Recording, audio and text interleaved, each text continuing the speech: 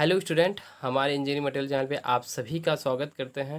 आज की इस वीडियो में हम देखेंगे केमिकल काइनेटिक्स। ये जो है सीआरई का है, सीआरई से है। ये जो टॉपिक लिया गया है सीआरई से लिया गया है, ठीक है। केमिकल काइनेटिक्स किसे कहते हैं आज की इस वीडियो में देखेंगे, ठीक है। तो देखिए, रासायनिक बलगतिकी के अंतर्गत केमिकल रिएक्शन की दर तथा उनको प्रभावित करने वाले कारकों का अध्ययन किया जाता है। अर्थात जो हमारा केमिकल काइनेटिक्स होता है, यह रासायनिक बलगतिकी के अंतर्गत केमिकल रिएक्शन की दर तथा उनको प्रभावित करने वाले कारकों का अध्ययन किया जाता है। तो देखिए, जैसे एग्जांपल प्रेशर हुआ, टेम्परेचर हुआ एंड कंसंट्रेशन, ठीक है, ईटीसी एक्सेट्रा, ठीक है, आदि को प्रभावित करते हैं, ठीक है। तो देखिए, केमिकल काइनेटिक्स जो होता है, हमें रिएक्शन की मैकेनिज्म, रिएक्शन की स्पीड एंड रेट इक्वेशन किस प्रकार की है के बारे में जानकारी देती है। अर्थात केमिकल काइनेटिक्स जो होता है, ये हमें अभिक्रिया की मैकेनिज्म और रिएक्शन की स्पीड और दर, ठीक है, रेट इक्वेशन किस प्रकार की है के बारे में जानकारी देती है। तो देखिए, अतः हमें केमिकल रिएक्टर की डिज़ाइन के लिए केमिकल काइनेटिक्स तथा थर्मोडायनेमिक्स की आवश्यकता है। अतः हमें क्या होता है, केमिकल रिएक्टर की डिज़ाइन के लिए हमें केमिकल काइनेटिक्स तथा थर्मोडायनेमिक्स की आवश्यकता होती है, ठीक है। तो आइए इसके आगे बढ़ते हैं। ये ठीक है, तो ये केमिकल काइनेटिक्स तो समझ में आ ही गया होगा। अब इसके नेक्स्ट टॉपिक देखते हैं, क्लासिफिकेशन ऑफ रिएक्शन, ठीक है। क्लासिफिकेशन ऑफ रिएक्शन, तो इसका पहला जो है टॉपिक जो है, classification according to the number of phase, ठीक है। तो देखिए, इस वेज पर रिएक्शन दो प्रकार की होती हैं। तो देखिए कौन कौन से होते हैं। नंबर पहला है होमोजीनियस रिएक्शन, ठीक है। होमोजीनियस रिएक्शन, होमोजीनियस रिएक्शन जो होता है, होमोजीनियस रिएक्शन में सभी रिएक्टिंग मटेरियल, ठीक है, और प्रोडक्ट एक ही अवस्था में होने चाहिए। अर्थात जो हमारा होमोजीनियस रिएक्शन होता है, ठीक है, ये इस रिएक्शन में सभी जो हमारा रिएक्टिंग मटेरियल, ये इम्पॉर्टेंट, ठीक है, इसे ध्यान से आप लोग देखिएगा। जो हमारा रिएक्टिंग मटेरियल होता है और प्रोडक्ट एक ही अवस्था में होने चाहिए, ठीक है। तो देखिए, चाहे वह लिक्विड या गैस या सॉलिड हो, चाहे वह किसी भी फेज में हो, चाहे वह लिक्विड अवस्था में हो, चाहे गैस अवस्था में हो, चाहे वह सॉलिड अवस्था में हो, ठीक है। यदि रिएक्शन में कैटालिस्ट उपस्थित है तो वह भी उसी फेज में होने चाहिए, चाहे वह लिक्विड हो या गैस हो या सॉलिड ही हो, ठीक है।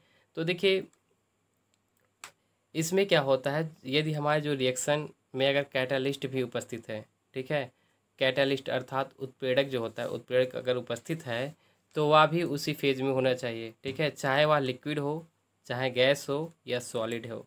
तो इस प्रकार के जो हमारे रिएक्शन होता है, इस प्रकार के रिएक्शन को हम होमोजेनियस रिएक्शन कहते हैं।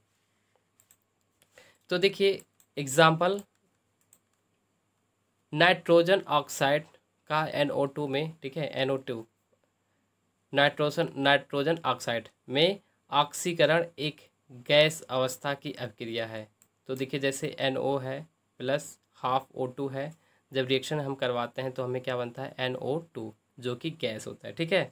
अर्थात हमारा जो रिएक्टेंट है और प्रोडक्ट है, ठीक है, ये हमारा क्या है, एक ही अवस्था में है। तो ये गैस की अवस्था में है, ये भी गैस है। तो यही चीज़ ध्यान देना होता है। होमोजीनियस रिएक्शन में जो रिएक्टेंट होता है और जो प्रोडक्ट प्राप्त होता है वो भी हमारा क्या होता है, एक ही फेज में होता है, चाहे वह लिक्विड हो, चाहे गैस हो या सॉलिड हो, ठीक है।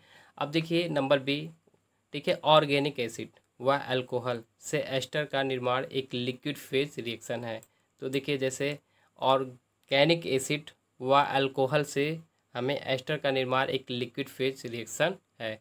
तो देखिए, जैसे हमारा C2H5OH है प्लस CH3COOH, ठीक है, से जब हम रिएक्शन करवाते हैं तो CH3 और CH3COOC2H5 और प्लस H2O प्राप्त होता है। तो देखिए ये भी हमारा लिक्विड फेज था और ये भी हमें क्या हुआ, लिक्विड फेज में हमें प्राप्त होता है।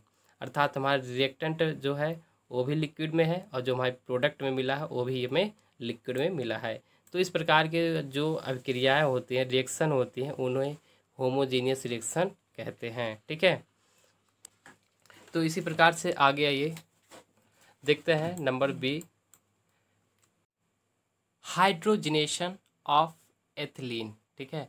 अर्थात एथिलीन NI कैटलिस्ट की उपस्थिति में कराने पर, अर्थात रिएक्शन कराने पर एथीन प्राप्त होता है।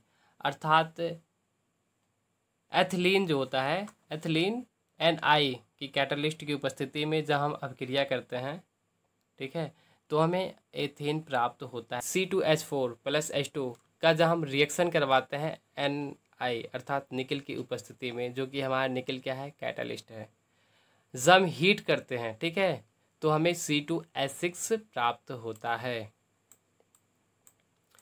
ये देखिए कैटलिस्ट की बात था। अब यहाँ पर देखेंगे number B, non catalytic reaction, अर्थात वे अभिक्रियाएं जिनमें उत्प्रेरक का प्रयोग नहीं होता है, अर्थात वे रिएक्शन जिनमें हम कैटलिस्ट का उपयोग यूज नहीं होता है, ठीक है, ऐसे को हम कहते हैं नॉन कैटलिस्टिक रिएक्शन कहते हैं, ठीक है। अर्थात नॉन कैटलिस्टिक रिएक्शन कहलाती है, ठीक है। जैसे मान लीजिए